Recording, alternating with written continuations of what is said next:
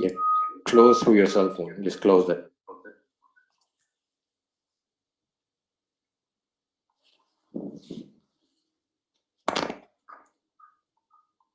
I think we're still.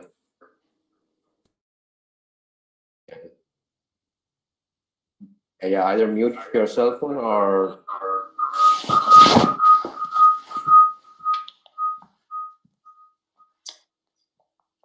close the app there.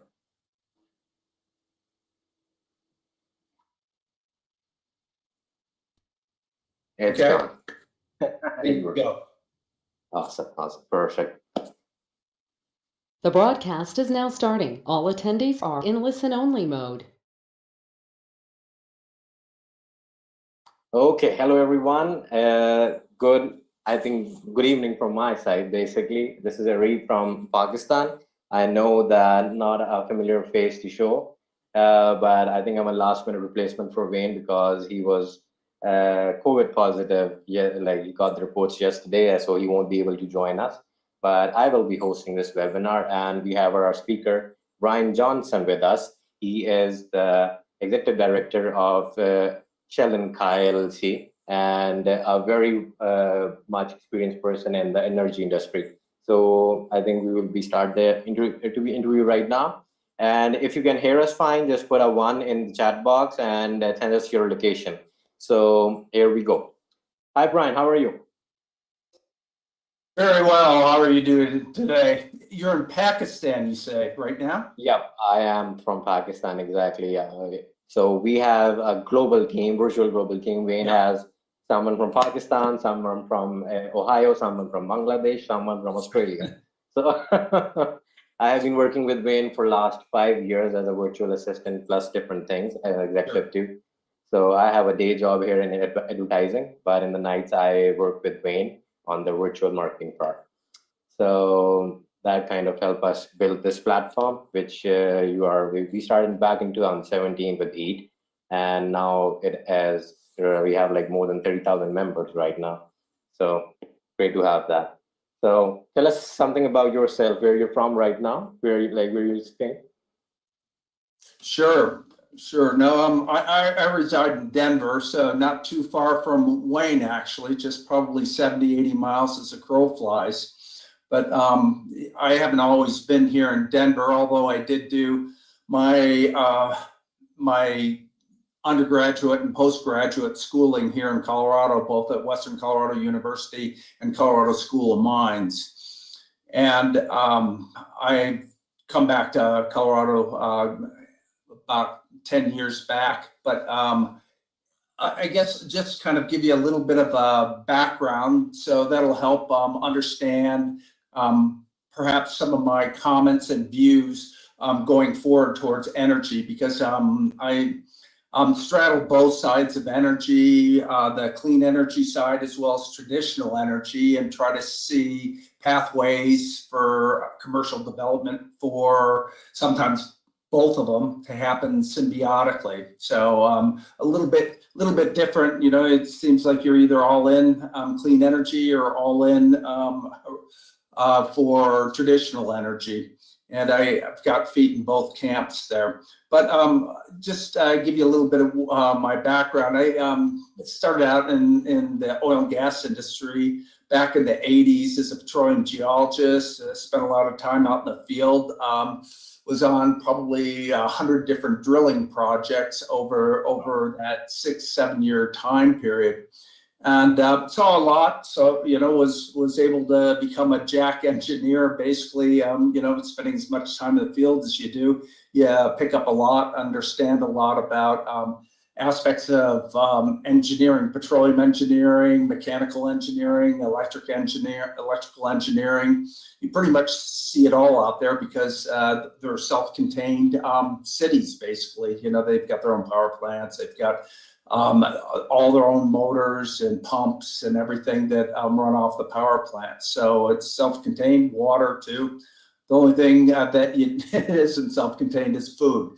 And at some point in time, that may come to bear when they've got greenhouses out there on some of these sites that often people are out there for a year. in the mid 80s, there was a free fall in oil prices, which reduced the amount of opportunities for guys like me being in the field, because at that point in time, the rig count dropped about 75 to 80%.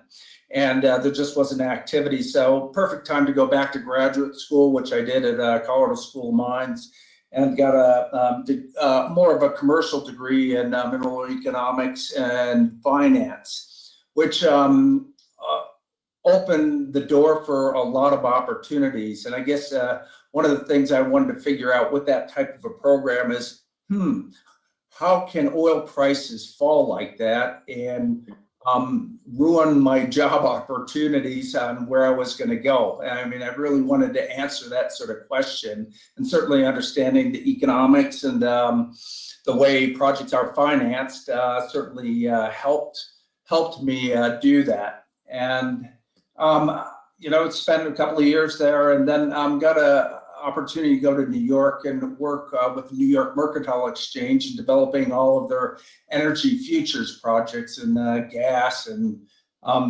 crude oil, refined products, electricity, and coal. And I jumped at that opportunity. It was something, energy economists would just salivate over, and certainly I did, and spent 7 years with them. And you got to understand the whole facilitation of markets and how the financial monies flowed in and out of the markets, what drove the markets, and also too learned all about the midstream and downstream sectors of the industry, which as a petroleum geologist, you don't get really any exposure to those sides of the business. And along the way, got some exposure into the coal markets and the electricity markets, because those were just starting to break loose in terms of opening up. And I got an opportunity to go support the first electronic link of a trading platform that allowed trading around the world. I got that opportunity to help the Asia Pacific endeavor, because pretty much when trading shut down in New York, it wouldn't pick up again until London. And what they wanted to do is shift things so there's overnight trading, because stuff happens during the day all around the world that affects the oil and gas markets. And the biggest complaint the market was developing is that there wasn't enough transparency in those evening hours. Your market's open at 6 hours, and it caused some strain. So that was the aim and goal, to go ahead and at that point in time, and that would have been around 97, to help facilitate the satellite link, which allowed bouncing from market to market. So I was operating out of Sydney and housed with the Sydney Futures Exchange, but it was working with the Singapore Monetary Exchange and the London International Exchange, Petroleum Exchange at that time. So we had basically a four-way link there that allowed us to not skip a beat anytime during the day. So I did that, and after a year, they got it up and running, and electronic trading 24 hours. And my job was done, but I didn't necessarily want to go back to New York, and had a lot of opportunities as Australia was starting to open up its electricity markets and gas markets, and didn't have a lot of people that understood how to create the markets. So I was kind of a hot commodity at that point in time, and helped them with their electricity markets and gas markets before I decided to take a commercial swing to work with a firm that raised capital for energy and mining projects. And that was a sort of a void in my career, not understanding how things really got financed and how balance sheets were properly managed. So, worked with the company for 3 years and ran all sorts of interesting assignments, everything from assisting the petroleum delivery systems of Argyle diamond mines to some of the petroleum delivery systems up in Papua New Guinea, then refinancing and financing of new power plants and older power plants, and then the start of the wind industry as well too. And so got involved with a lot of those projects, and got a call from some people I knew in London, and they asked if I could come up there and do something similar because their markets were starting to break loose, and they were staffing up with a couple hundred people, and they need somebody on the commercial advisory side to help exploit the range of different consultancy opportunities in Europe. And so did that, and was there for 3 years before going back to Australia for another 8 years. And I'm going to shorten this up. Don't worry, Ollie. I'll shorten this up. And when I went back to Australia the second time around, they were really focused on clean energy projects. And so got involved with just any imaginable type of clean energy projects, everything from micro hydro to major hydro to wave technologies that captured energy, and geothermal, both extremely hot geothermal as well as more passive geothermal, and then gas generation as well too, because there wasn't a lot of gas generation, which was a step in the right direction, but not altogether. And then coupled with with a range of different solar opportunities as well as wind opportunities too. So I was involved in so many different types of projects there, and was often giving snippets of advice, which then I'd see these projects get funded and operational.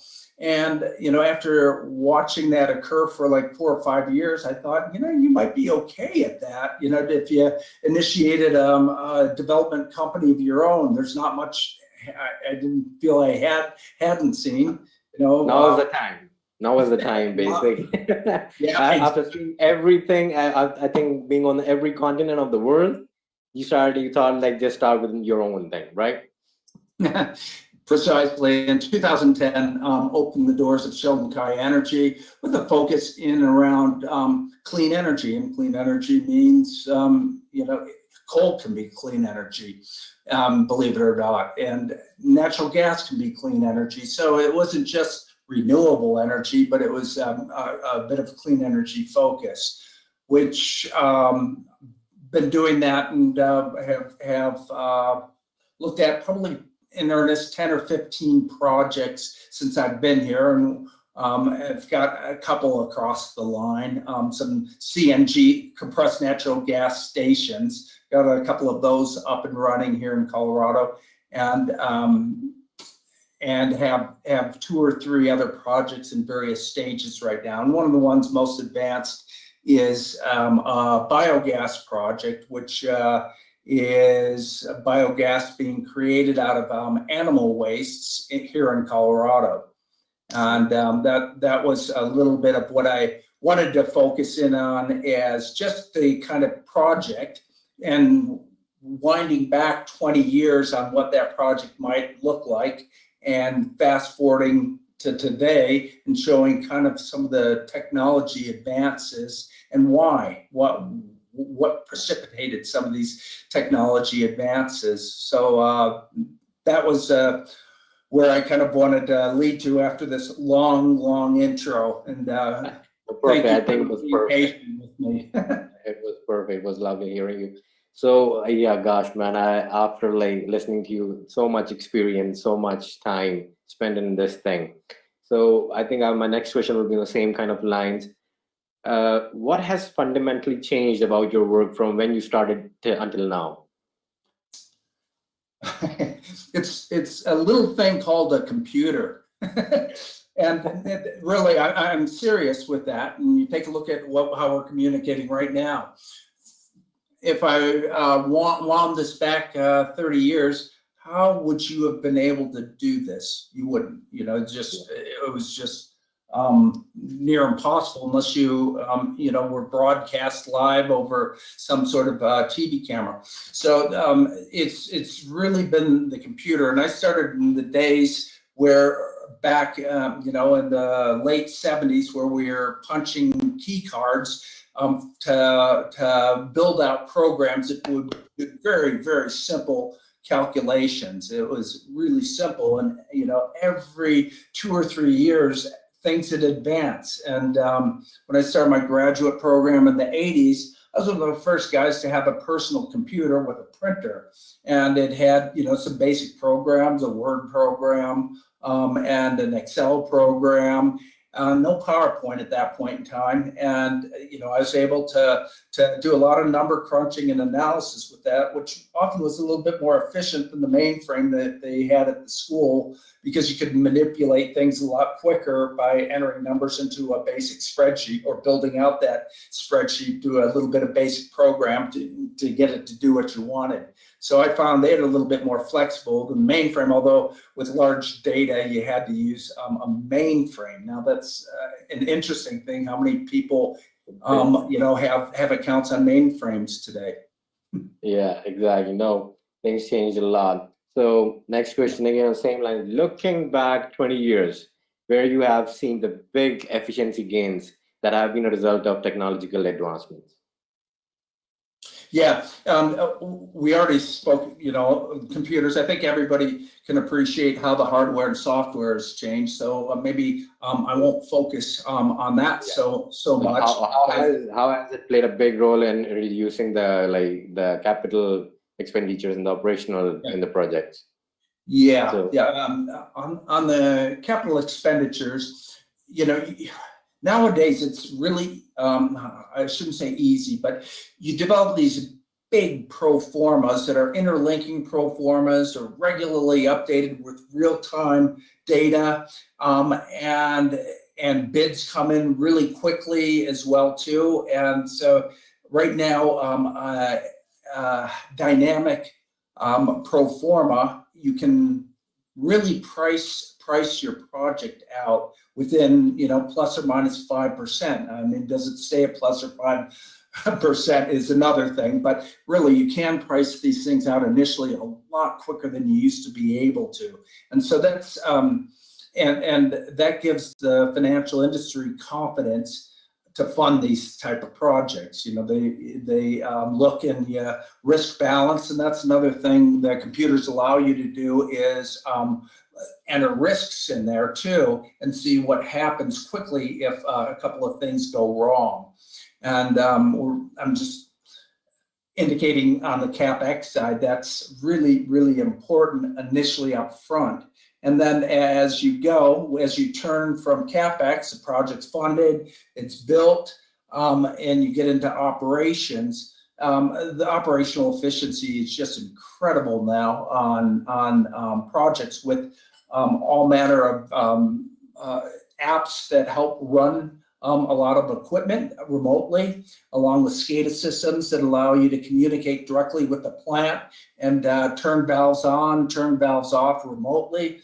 The measurement of all tanks and various pumps and compressors and you name it, they can all be monitored remotely. Often these projects aren't put in the most favorable places, and what used to take maybe 6-8 operations people, because they had to do everything manually, run around, check valves, run around, check temperatures. They'd have a control room, but you'd have to have people out there. Now, sometimes you can run on one person, a caretaker out there, and everything's managed remotely. And if there's a problem, they bring people in, of course, but it has reduced the operational costs of projects like mine, just incredibly.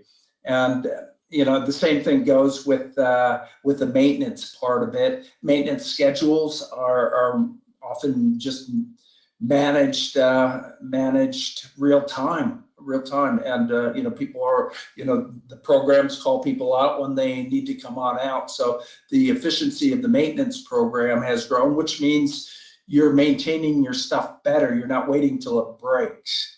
And that's been a interesting new step here is, you're triggered to maintain rather than taking somebody's judgment. The machine, whether it's a power generation unit or whether it's piping or whether it's a boiler, it'll let you know. It'll give you signs when it needs to be maintained. So you take a lot of subjective judgment out of the picture of the maintenance, which means equipment lasts longer and you reduce your maintenance expenses.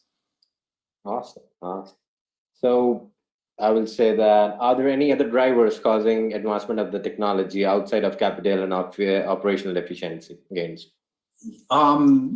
Yes, the regulations on monitoring things like emissions and groundwater and other variables is now an important driver of technology to be able to real-time monitor things. And we well know all the disasters that have occurred, certainly on the groundwater side, when there's been seepage. Everything nowadays is lined, or double lined if there's a lagoon and storage. But you still have to have monitoring. In the past, you didn't have the monitoring, and it's real time. If there's any senses of a breach, it's detected immediately, and you got to manage it immediately, which protects the groundwater. So that technology didn't exist 20 years ago. You'd have to rely on all of a sudden your lagoon losing volume, and you'd know there's a leak then, or you start seeing water bubbling up where it shouldn't, and you would recognize that. So that's one piece is regulations, and similar on air monitoring. There's real-time air monitoring for these projects. But the other thing is more of I guess market regulation, which they provide various market vehicles in several states right now that allow you to earn environmental credits of some sort to go ahead if you manage your project well. And I'll just cite a couple of the programs. One's the Renewable Energy Program, where you have to meet certain qualifications to receive credits that you can monetize.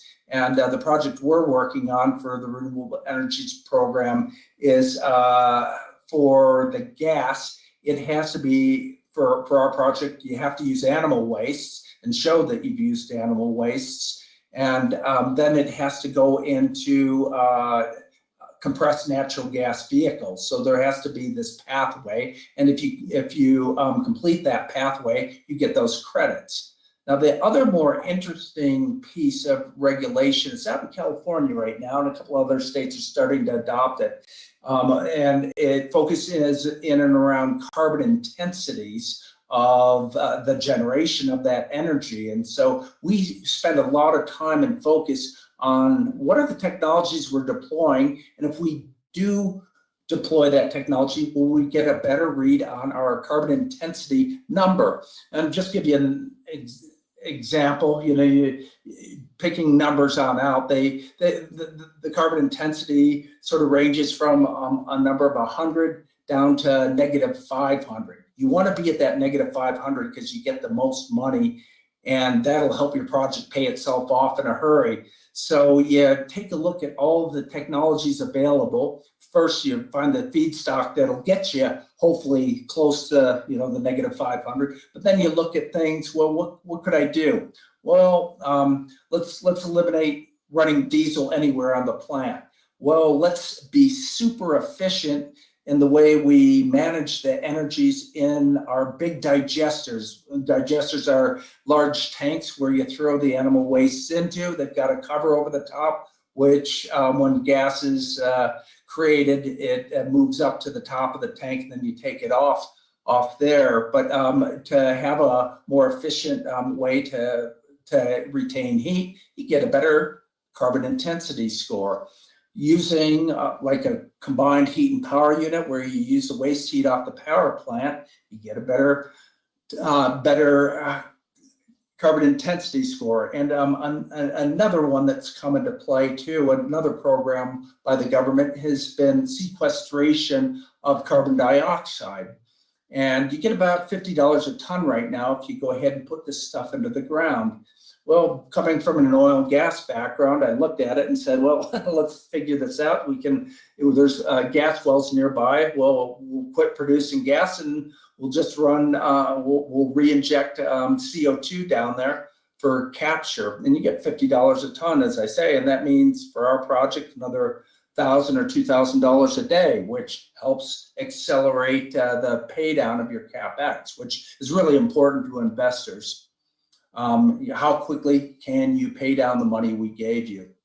So those are a few things, and really, yeah, it's been government initiatives through various policies that have created a motivation for technology change, which you would think is a good thing if you can reduce the carbon dioxide being produced out of energy projects and reduce the amount of methane emissions, etc. That's certainly a good thing if you're trying to get to the so-called net zero effect of your project on the environment.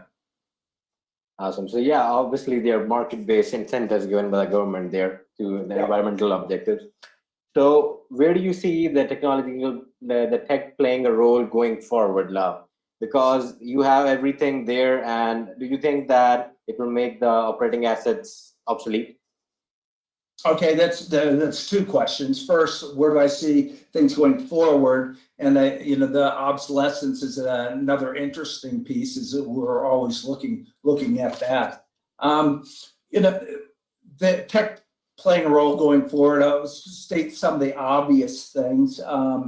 The development of further apps to make things efficient, that's going to carry on. And it's amazing the lightning speed of the development of these apps and the incorporation of them into operations and CapEx. Also to data manipulation is a huge thing now. Because the technology is so good, you're getting a lot of real-time data coming on out. Well, that's great. You get all this data, but what do you do with it then? And there's a lot of things you can do with data that haven't been fully exploited yet. I mean, it's in days gone by, you maybe get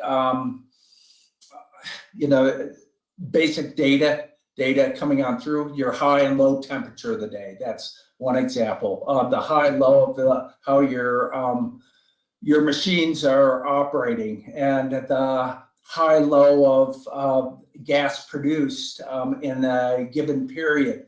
And you can look and see, well, you could potentially be collecting maybe 20 or 30 of these pieces of real-time data. Is this useful? And yes, absolutely. If you can figure out how to manage things in terms of heat, temperature, pressure, different equipment to optimize your output, you make more money. And that's the whole gravitation right now of the whole data charge, is to go ahead and use that data to be so efficient that you go ahead and you pay your projects off in a hurry.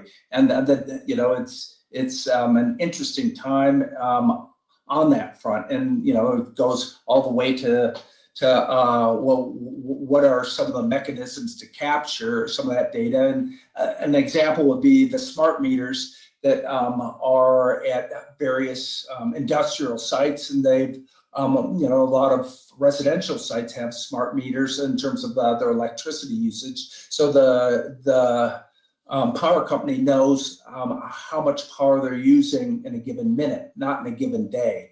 And there's a lot of wasted power when you're planning on a given day, where you can manage how much energy you're producing in the system if you have a real-time look. at how much energy is required. And then, you start seeing all these patterns develop during the week, during the day, during the month, during the year, and you know how to actually plan your electrical system so it's producing power when it needs to and producing good power when it needs to. And another thing with all the renewables coming on the system, it's having the data, real-time data on wind's blowing allows other generation to come in and come out of the market efficiently. So you have 100% surety of your electrical systems. Now you look and say, well, is that going forward? That's happening now. You kind of look and say, well, not really. Take a look at California, the brownouts and so forth. So it's still evolving and developing right now. And, it'll be some years, and as soon as they get a handle on it, you can be rest assured something else will change.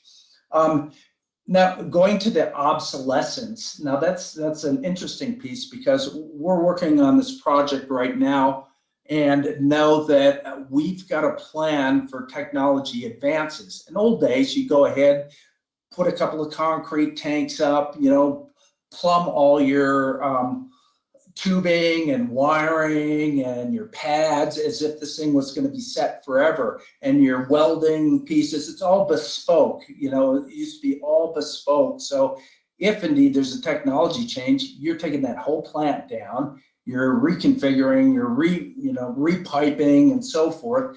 And sometimes it has not been worth it in the past, and they end up getting abandoned, these type of projects, because the technology's moved so far along that it doesn't make sense to try to reconfigure. Now with our project, we know that technology is going to advance. So you look at ways where you don't have to fix the assets and you can put them on skids and plug them in effectively. And the technology is going to change someday where you can go ahead and push that unit out and work towards making sure your plant isn't obsolete, at least on a 20-year time horizon. Technology has just been advancing so quickly over these last 20 years, you can't afford not to enable your plant to plug in new equipment as it comes available. And often when you're developing a project like this, that equipment's coming available, but it's not going to be available for maybe a year or two. So you have to do your best. And so you go ahead and structure your engineering plans so when that obsolete piece comes into play, you can pull it out and put the new, better piece in place. So that's my obsolescence piece that I really need to think about how technology is going to change before you spend a lot of money on the project or while you're doing the engineering, to make sure that you don't have an obsolete plant right when you start commissioning it. And I can tell you that's happened with several plants that I've seen over the years. Okay, oh, that's a very good answer. So I think keeping that in mind, basically, so how you'll manage a new project, knowing that technology will change, maybe even before the project is complete. Sure. For many aspects of a project, you can engineer the project knowing the technology may change, and you can, as I mentioned, replace modules or other key components with this in mind. I'll come back to my project right now, the Biogas Project that we're working on. For this project, what we're doing is we're prefabricating the technology and putting it on skids. So it's very mobile. It's coming on in. It's already been prefabricated, so it can be pulled in and out or expanded upon. And that's another element. If you got a good project and you can find a little bit more feedstock, hey, you might expand the project. So you've got to enable for expansion too. And how we're setting this up is enabling us for both technology change as well as expansion. And And then we're also looking at combined heat and power units right now. We know they're going to become more efficient as time goes on. So how do we manage that? Well, you might lease it for 3 years, okay? But it's coming in on skids once again, and it plugs into your system rather than it's fully hardwired into your system, and it's anchored into the ground. Bringing on skids is it becomes very mobile, and you can go ahead and swap it in and out as you need it. Same thing with boilers. We need a lot of hot water on the system, so boiler technology seems to continuously change, and getting boilers in on skids once again and scaling them for the project, but knowing that you might have to increase the tank size. And another thing is, you know that you're going to have a further automation in terms of your valves and real-time data monitoring, because that's continuously changing. So you have to, when you're building out your control center, so to speak, your technology is going to change. You got to make sure you're able to go ahead and drop that new technology in there and not have it so hardwired. It's a lot easier now to do it today than it was 20 years ago, when your whole control system was the size of maybe 2 or 3 trailers. Nowadays it is, but it's fairly small. But still, you need to make sure that you're enabling the ability to pull new technology in and out of there, and communications as well too, because that's continuously changing. So that I guess sort of gives you a little bit of flavor how we're thinking of technology right now going forward, and engineering the plant so we are not obsolete coming out of the blocks, because at the end of the day we'll lose credibility if indeed we do that. Everybody like to point fingers. Why didn't you think of this? Why didn't you think of that? And I know it sounds like a lot. You can't plan for every contingency, but what you can do is look at the obvious things that will change or have changed. Lastly, it's also thinking of the project, turning it on its head, and love to have these war room discussions of what ifs, and a lot of different ways to approach energy delivery have come about by these kind of discussions. And I look at one is just like sort of we're developing something on a hub and spoke basis, where we've got a central plant and all our feedstock is multiple different areas, rather than having separate plants all over the place. A lot cheaper to do that, and it becomes a transportation type project. But the hub and spoke, you lose a lot of the risks if you have multiple feedstocks and multiple different vendors, and you own your project site that comes on in. A lot of people with these biogas projects have gone to dairies or hog farms and leased a little bit of property and put the project right on the property. Well, what happens when the property turns over? Somebody sells the dairy or the hog farm. Well, you might be out of luck. Your lease might be terminated. So that's just as an example, a different way of thinking this. It's really about risk and risk mitigation, and technology comes into play on understanding and defining your ranges of risk and where your stress points are. And there's a lot of good programs that help facilitate understanding the stress points and the risks associated with your project. Okay. So thank you so much for telling me about that. But yeah, what is the biggest challenge you are facing with your project, or per se in the industry of the biogas today and in 10 years, basically?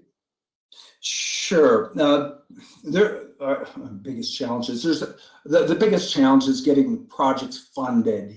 That's, I guess, not something we didn't really bargain for, because projects like ours it's new, and you have a hard time raising capital for new type approaches, and you have to get somebody on board that appreciates that you're thinking ahead, not behind. A lot of projects that have 5-year-old technology are a lot easier to fund than something that's more advanced technology, and you're planning ahead. So that's been an interesting conundrum there. And even the technology companies, we've spoken with them in regards to funding this type of project. You would have thought they'd be all over this, but they think just like all other financiers do. Where are the risks? We don't know. Where's the performance and what you're trying to consider? And so that really, what we've learned from that is we've got to keep things up and promote things of how they were, but then show we do have a plan, rather than showing the plan and trying to say, well, we can go back to where we were, if that makes makes sense. So that's one thing. And the other thing, the other thing to do better and has been a challenge is defining all those risks, because when you have non-correlated risks across your project, it becomes hard to fund. The financiers put it into the risk models and look and say, that's tough. Button down this one, button down this one, button down this one. So I think having a proper risk management program continuously, and one that you're managing and monitoring at all times, goes a long ways and gives confidence on new technologies like this, to show that you're on top of these and you will manage the risks appropriately, so the project doesn't have some sort of issues or problems. That all known risks are known, and you're looking at it, and there's no there's always going to be a surprise of some sort, but you start managing the amount of surprises you have. Okay, good answer. So I think my next question will line of what markets you are serving, like what Sheldon Kai Energy is serving the market, what they're serving right now, which markets basically. Sure. Markets we are serving just alone with this biogas project would be renewable natural gas. We've also got natural gas as part of our project as well too, in terms of 20 some odd gas wells, which will be running. We'll be converting a lot of the transportation vehicles to bring in feedstock to running on natural gas, and at some point later we'll go ahead and convert or bring in an electric vehicle or two on top of that. So that's we're looking at putting some solar down. We've got some wind generation next door that we're going to go ahead and bring into this project to power the plant. I mentioned earlier, we're looking at doing some carbon sequestration with this project as well, and that's can be considered almost a separate project. And we have direct connection into the interstate pipeline system, which you have to monetize the environmental attributes and to sell your gas too. So what we're looking to do with our compressor site is create just a renewable natural gas site available for third parties to bring their natural gas by a tanker in, because it's hard to have a compressor system into the natural gas pipeline that is void of anything else going in. You have to monetize environmental credits, have only renewable natural gas running through it. So we look and say, well, let's open it up to third parties who might want to transport their renewable natural gas. There's probably 100 dairies within 80 miles of us. So there's other projects on the cards right now, a couple being developed and one operational that we'll certainly engage. And it's interesting. I'm kind of mentioning all of these things related to this project, but this project has like 10 different sub projects to it. And we'll have a fair amount of CO2, so we're also looking at a greenhouse. We've got enough property on site, and nothing better cosmetically to have a couple of wind farms, some solar, and a greenhouse attached to the project. It goes a long way, some of the cosmetics in the story, to get the story out for a project like this. So we've got about 7 or 8 sub projects along with this project, not to mention the expansion opportunities which we're already pursuing. Okay. So yeah, next I think will be, I think I have asked this. This is a difficult question for I think everyone when it comes to. But how did the pandemic affected your project? It affected the oil and gas industry. We went down the hill, and then we're back. We had the whole project funded and ready to go March of 2019. Was it 2020? And we got the call. It was being funded by a major oil company because they needed a renewable natural gas to create their renewable hydrogen. And they called us the 4th week in March after we were getting all agreements together and said, our management has indicated we got to stick to core business. Our revenue is going to drop probably by 75%.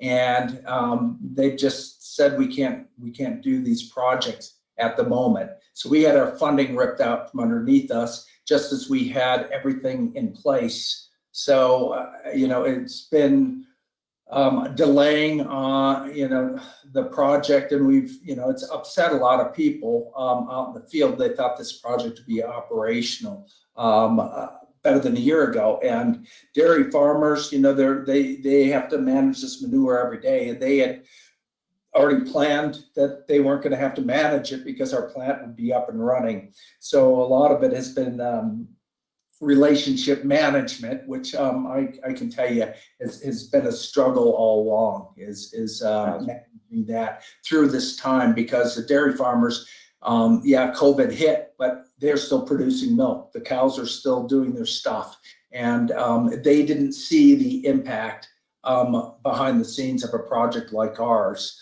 And then when we went to get other funders, everybody was on Zoom, and people aren't quite as engaged or attached to projects over Zoom. That's been my experience here at this point. But we've gotten it done. We've gotten it done through pushing things and pushing things and pushing things. So yeah, it set our project back a full year and a half. And it could have been a casualty of COVID, but we didn't allow it to be. No, good thing. Good to hear that. Basically, like every industry kind of faced it. Some kind of boom, but some struggle. But the oldest book in the trick in the book is push hard, work hard. So I think that sums up all my questions. And is there anything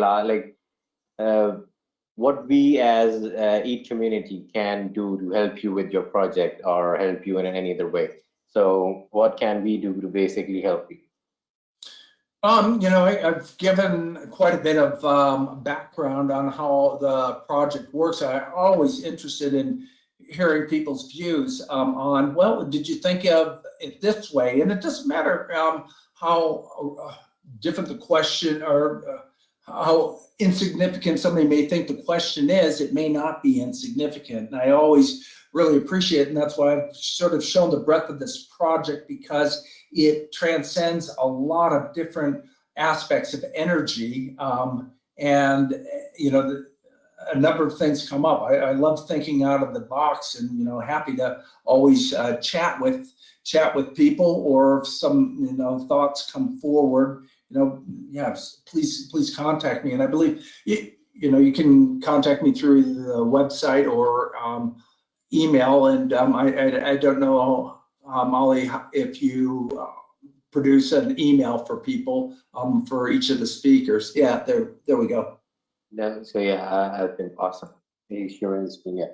So I think we will be sharing that. I think everyone who will be watching the recording will be able to do that. So we are allowed, asking your permission. Can we put your information, contact info with the recording? So anyone who wants to reach out, he can reach out to you directly using that. Yeah, by all means. There's no restriction. I run the show here. And I'm not a public company, so I'm not under the scrutiny and thumb under of Take it away. board of directors. Take it away. Yeah, that was awesome. Thank you so much for being on with us, and I think it was a pleasure, like hearing from you and hearing about your project. And in any way, I think we'll be marketing this webinar, this recording on our website, and I will be sending you a link for that soon. So, any last words, any last thoughts?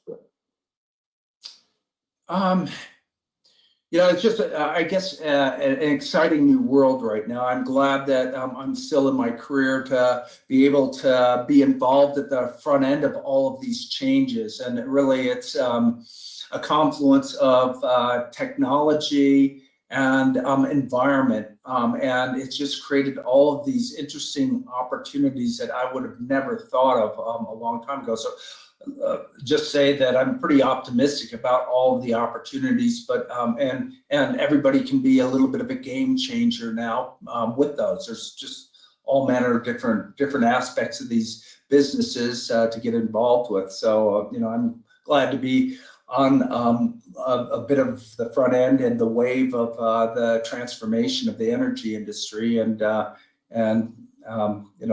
look forward to seeing how these opportunities materialize, and our project moves forward and hopefully gets a little bit of exposure, so we can see more of this type of thing happening. We pray for that. Thank you so much, Brian, and I think it was a just pleasure. So Mark, take us off. Yeah, I think we are about. Thank you so much. Okay.